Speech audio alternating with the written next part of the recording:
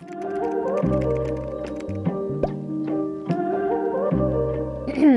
friends, today we are going to be talking about comparison, and as a full-time artist in the social media written world, I struggle quite a bit with comparing my artwork to the vast amount of talented artists that I see out there. And you would think that as time goes on, as I get better at my craft, that the imposter syndrome would go down, but I felt like it's been the exact opposite for me. I feel like I compare myself more. And I think it's because when I first started painting, I was just, joyfully doing my little watercolors after my 9 to 5 and putting them out into the world.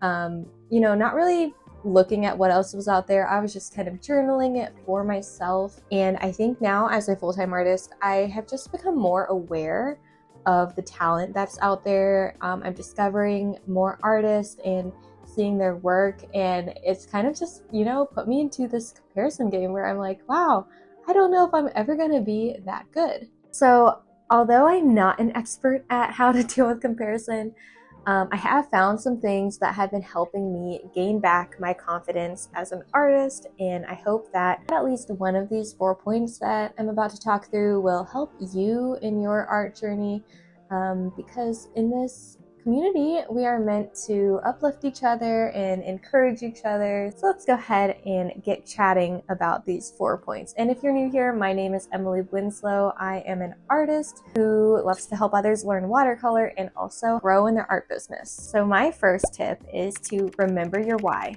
Why did you start doing art? Why do you continue to do it? And what purpose does it bring to your life? So personally, as a Christian artist who loves to paint nature landscapes, my main mission is to represent God's creation on a canvas or paper and bring that into people's homes that will then remind them of His light and glorify God. So maybe your mission is generally to bring joy to others, or maybe it's for your own personal reasons to bring joy to yourself and to use kind of as therapy.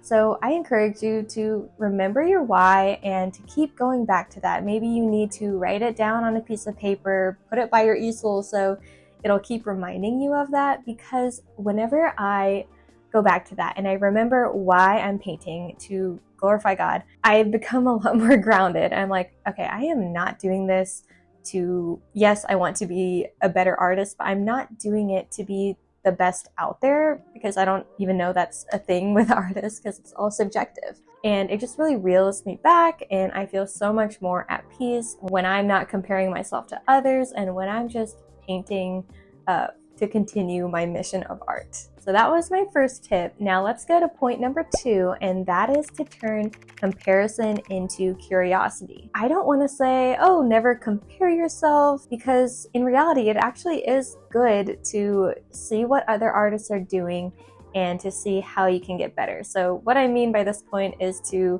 really look at other artists and see what you can learn from them. And instead of jumping to, wow, I am never going to be that good, it's how can I use that to improve my own art? So this is one that, I think is really hard to balance, because the place that I personally get into my head of comparison is when I'm doom scrolling on social media and I'm just seeing what all these amazing artists are creating. So what I've been trying to do, instead of getting down on myself when I see a painting that I think is really great, instead of just comparing my work, I try to write down what I like about that painting and maybe try to apply that to the next painting that I do. And so I think this is so important for you to find your balance of how much are you intaking from social media and are you using that for good. If it's just intaking what is wrong with your paintings and not really thinking about what you can do better, I think that's where it can become a problem.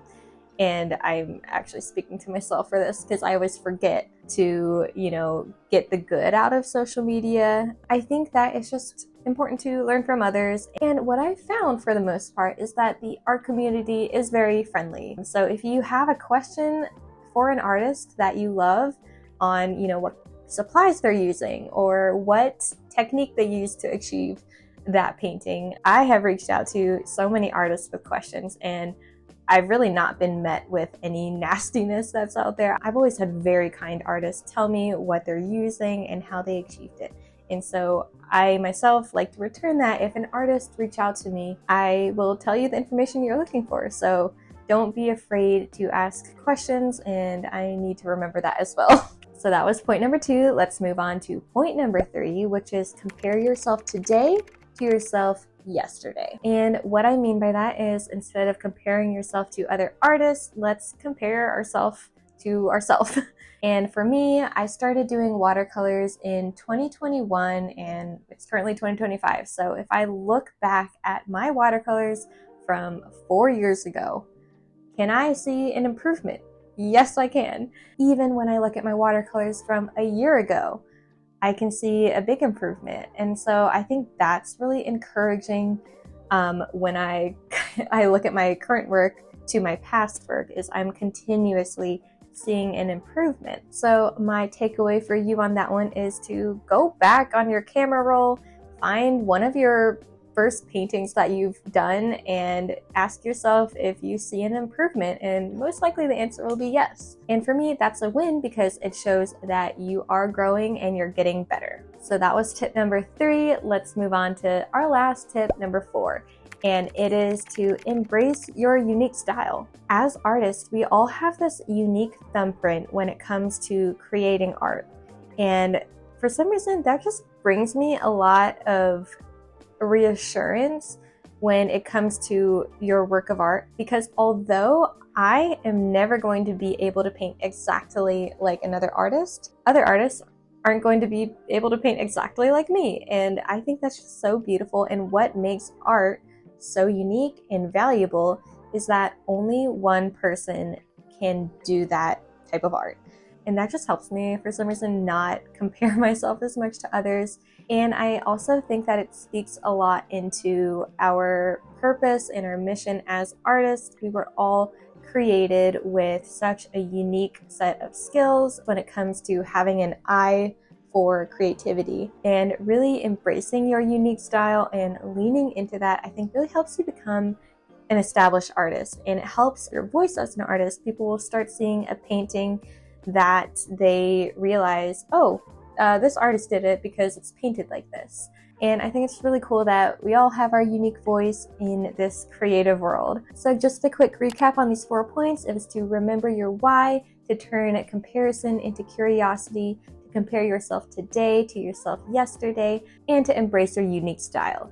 So I hope that you were able to find one of these tips helpful. Let me know in the comments below which one you think is most helpful to you personally. And as always, I'd love to connect with you on social media, so you can find me at Emily Winslow Art. And if you haven't already, go ahead and hit the subscribe button to see more of my videos. And I will talk to you all later until we paint again next time.